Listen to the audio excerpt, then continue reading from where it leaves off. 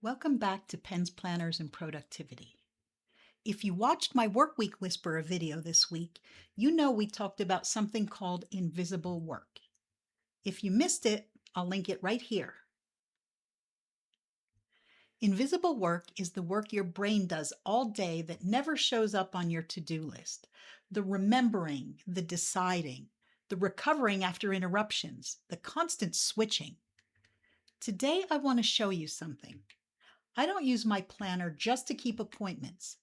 I use it to reduce invisible work because I don't think planners should just organize your day. I think they should make your brain's job easier. So today we're going to build what I call a calm work system. People think a planner is just a place to write down work. I don't. My planner is an extension of my brain. It remembers the appointments. It holds the task list. It keeps track of deadlines. It stores ideas before they disappear, hopefully. That way, my brain is free to solve problems, make decisions, and actually do the work instead of trying to remember it all. So before we plan the month, let's decide how this planner is going to help us. The first job of my planner is simple. Get things out of my head.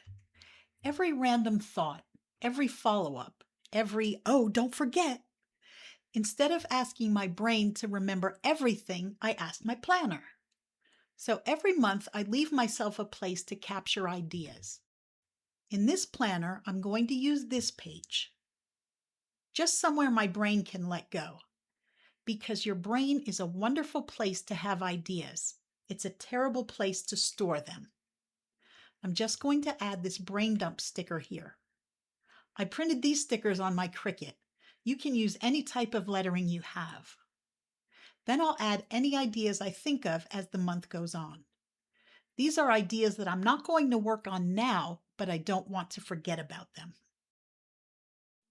Because I used a different font here, I'm going to change the font for all the headings.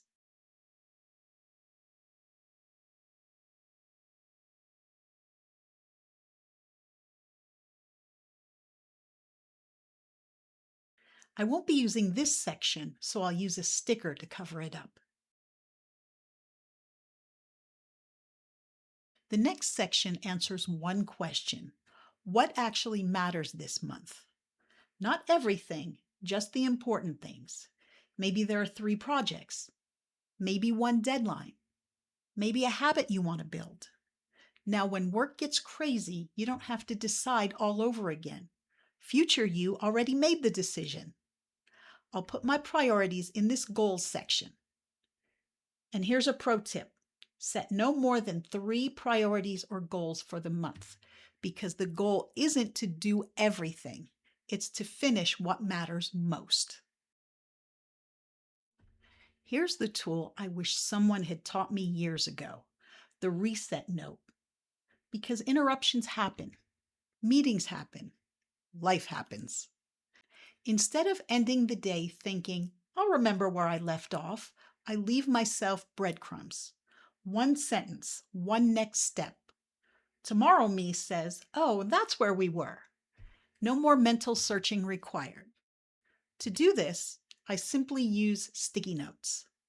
I put them over the top of the next day because it's the first thing I'll see. This also works well if you do have one of those interruptions in the middle of your project. Jot down what you were doing so you can get right back into it when you're ready. Now, look what happened. We didn't just decorate a planner. We built a system, a place to capture, a place to decide, and a place to reset. Every one of those sections is quietly reducing invisible work before it steals your energy. That's why I love paper planning.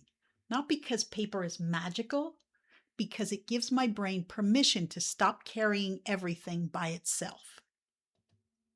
Next week, we're going to take this one step further. I'm going to show you how to customize your planner based on your workday type, because not everyone gets overwhelmed in the same way. And a planner shouldn't work the same way for everyone either. Don't know your workday type? Be sure to take the Workday Type Diagnostic. The link is in the description. Until then, remember, Your planner isn't there to make your pages look busy. It's there to make your brain feel calmer. I'll see you next week.